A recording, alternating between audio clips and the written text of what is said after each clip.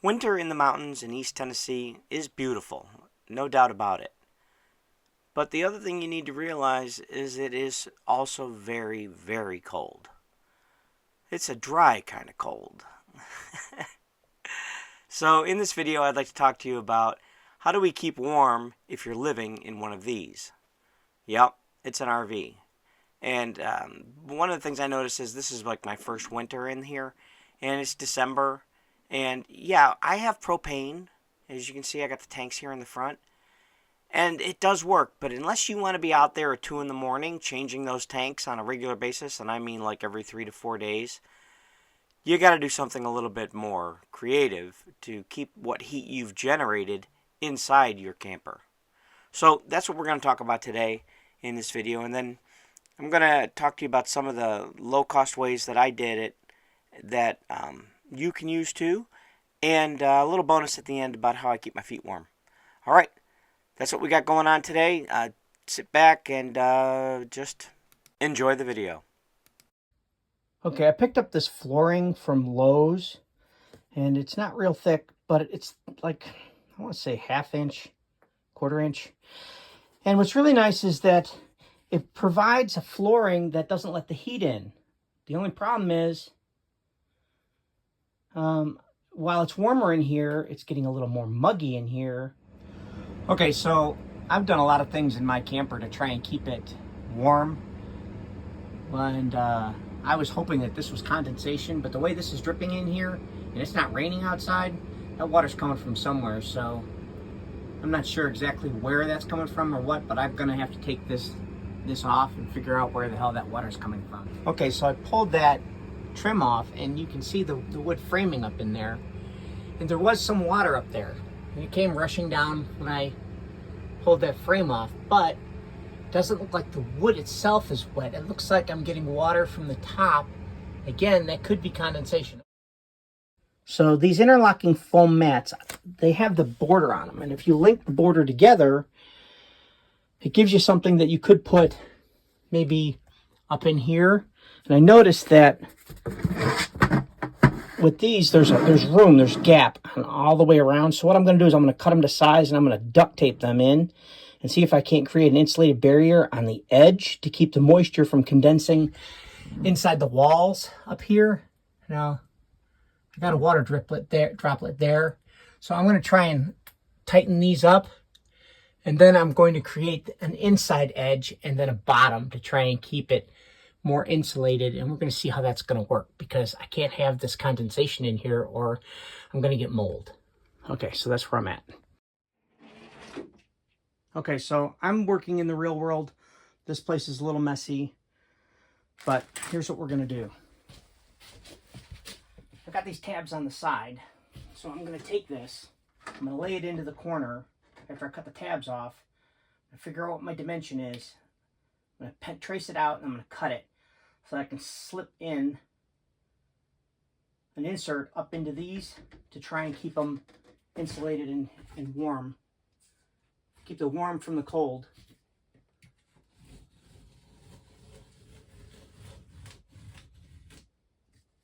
And with any luck, I'll be able to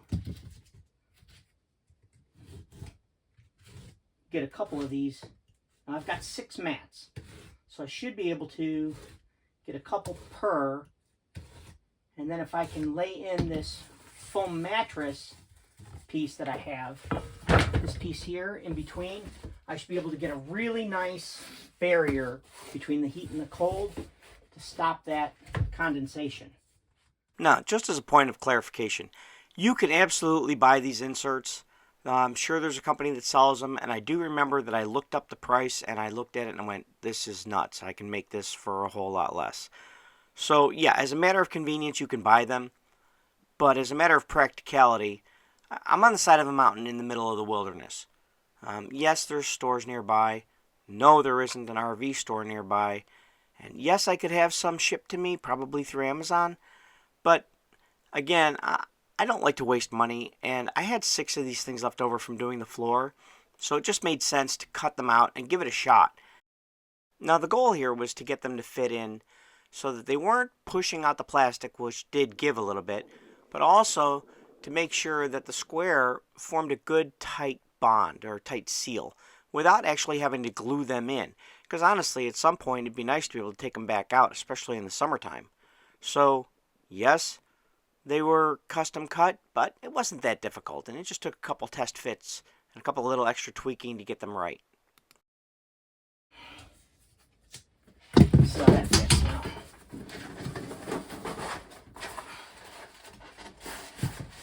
It's fitting better. So, I think that's my template. See, if I cut this at an angle, I don't know if you can see this. I've got it pieing in here. And on this edge, I'm going to do the same over here and on this side so that it fits up in there and my material will close the gap. Okay, so now that I've got that part done, let's look at what we need for this one. I'm looking at stuffing this in here, right? And then sandwiching it. So I think I've got plenty of this material to do that with. What I need to do is measure the size here, and I think it's 13, roughly 13 and a quarter by 13, a little bigger than 13 and a quarter. So if we go 13 and a half. I think we can hit the fast forward and skim through the cutting of these pieces. What do you say? Yep, okay.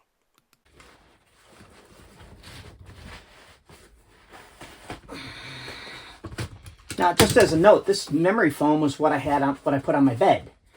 Because you know the RV mattresses, they kind of suck, right? That's not a secret. Okay, so stuff this in here.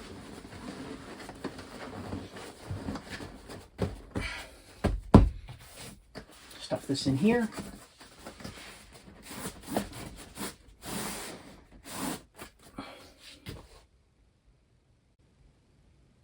I almost want to put something else in there.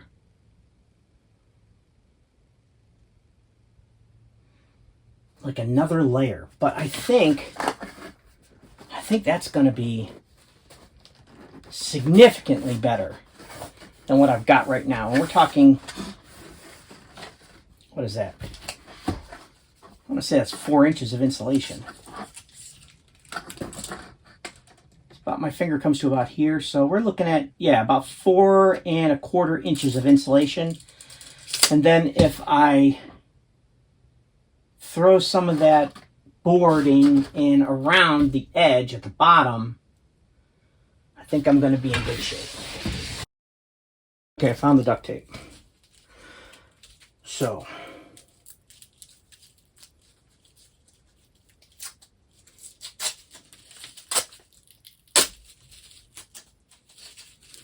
I think I'm going to have to go until I get to where I got good duct tape, because this is not looking like the...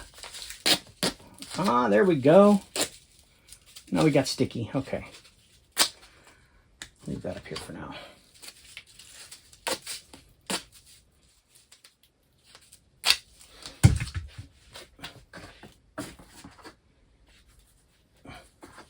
I'm going to stick this here. Now, the nice thing is that this is going to overlap.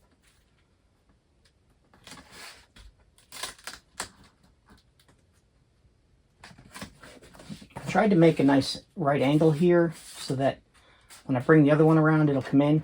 Now, even with this pushed up, this has an overlap to where the insulation is on the inside. So this should, in theory, create enough of an overlap. Now I'm going to run this over.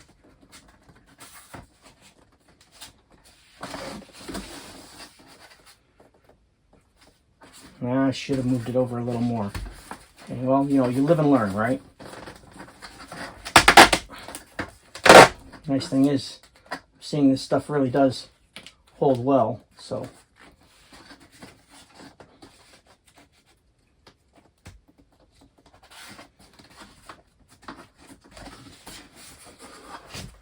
Just trying to make this so that you can see it.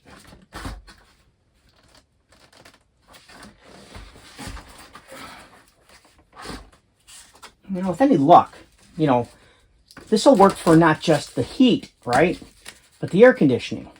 Now, granted, the air conditioning would create the condensation on the outside, right? At least that's the thought.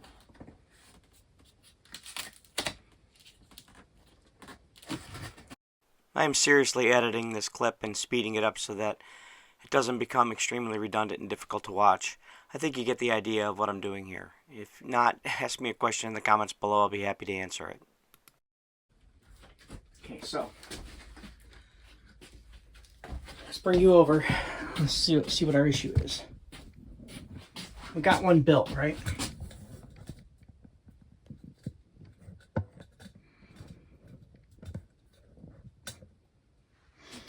But I think what I'm going to have to do in order to make this work, in order to get this to fit in here, I think I need to take these out and build it in place. I'm just speeding up the process here to keep you from being bored. I did have to turn it around, and I did have to take the screen out in order for that to fit in correctly right away, and then put the screen back in. Okay, here we go.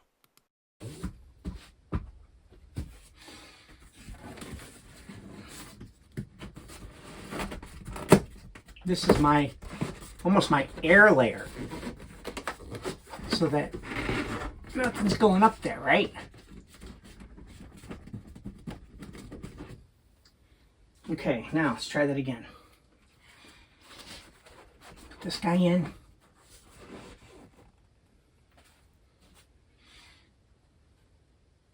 What if we put him in the middle?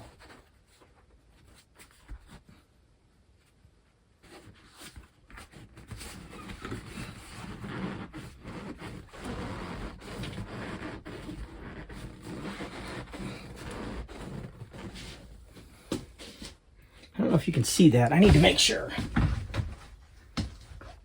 Yeah, look at that, man. That's looking really insulated, right?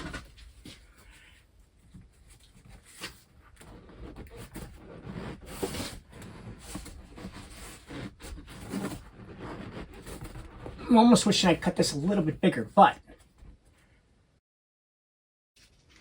I can always take acetone and take the tape residue off later, right?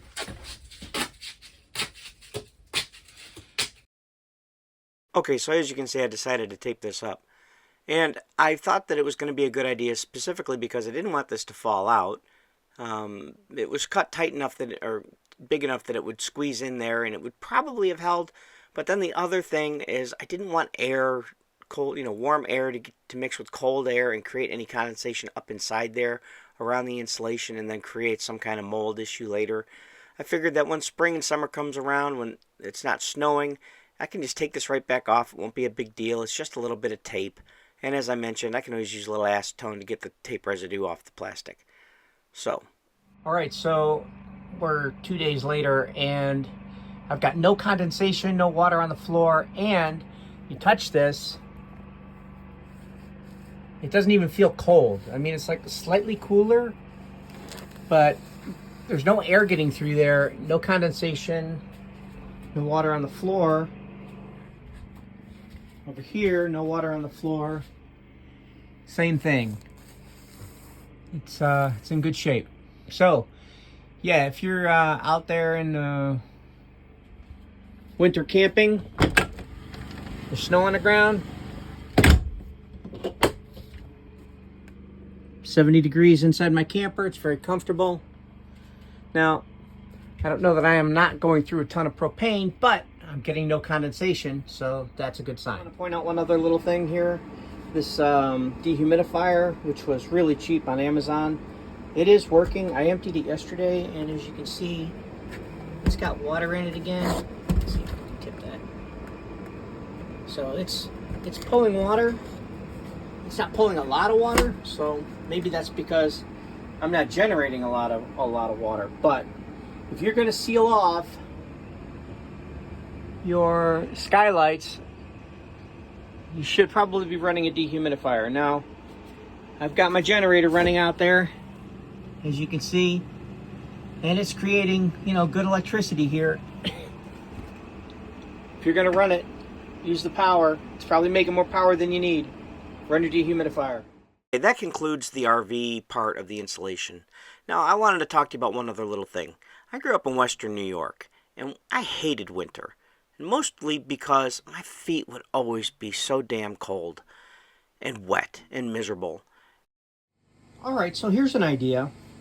These floor tiles are great at keeping the cold from getting into my RV. Let's see how well they work in boots. I'm going to trace my foot here. And I'm going to cut it out and I'm going to stick it in my boot.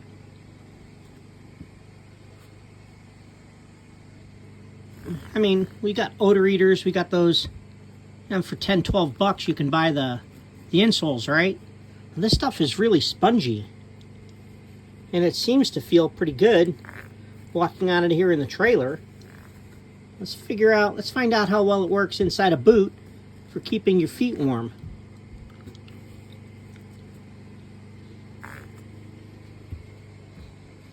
Alright.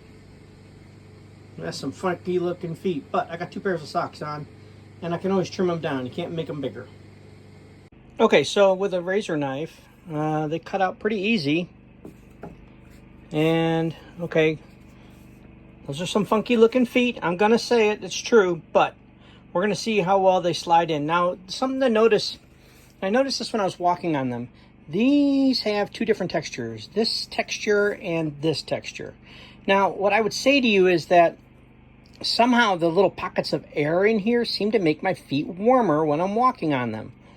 Because I've got this wood grain pattern, and it still seems a little cool, but as soon as I switch over to the bedroom one, yes, they mismatch, they seem to be warmer. So I'm thinking, just like a wetsuit works by trapping water against your body to keep it warm, I'm thinking that this traps air against the bottom of your feet and might keep your feet warm. I'll let you know. Okay, so these boots, I think I got them from Walmart, right? I can't make that out. I'm sure somebody online will tell me what brand these are. Anyway, they have a lot of room in them. And they are insulated, 3M, and water resistant. And these are really good for walking around in the mud. And I'm at 40 degrees right now, so I've got mud. They're easy on, easy off. They fit like slippers, but they're cold. These inserts went in really easy. There's plenty of room. And that's one of the reasons I like the idea of using these inserts, because they're thick. And there was plenty of room in these boots. So the test is coming. Now, I want you to understand, I'm bundled up. I'm not miserable. I'm dressed warm. I've got layers on. I've got these insulated, I've got these insulated pants. I don't know if you can tell, they're kind of dirty, but they got a layer on them. I've got long underwear on. I got a t-shirt, a sweatshirt, then this jacket. So my torso, my body is warm. My feet are a little cold, but they're not freezing. They're not miserable cold. And I love being here. You can't see the smile on my face, but I do. I love being here. Even in this wintry wonderland. Being in the mountains. I'm going to switch it around so you can see it. Being in the mountains, even in the snow, it's freaking beautiful. And you know, it would really be beautiful is if I was looking out a bay window and I could see the views out there. Because it is beautiful. There's something special about being in the mountains when it's snowing, if you can stay warm. So I'm going to fuel up and we'll get started on the day. Now, if you made it this far, I hope you'll hit that like button. And if you want to see what's going on here and why I'm doing all this in the middle of the mountains of eastern Tennessee, check out my other videos, the link above. Thanks for coming by.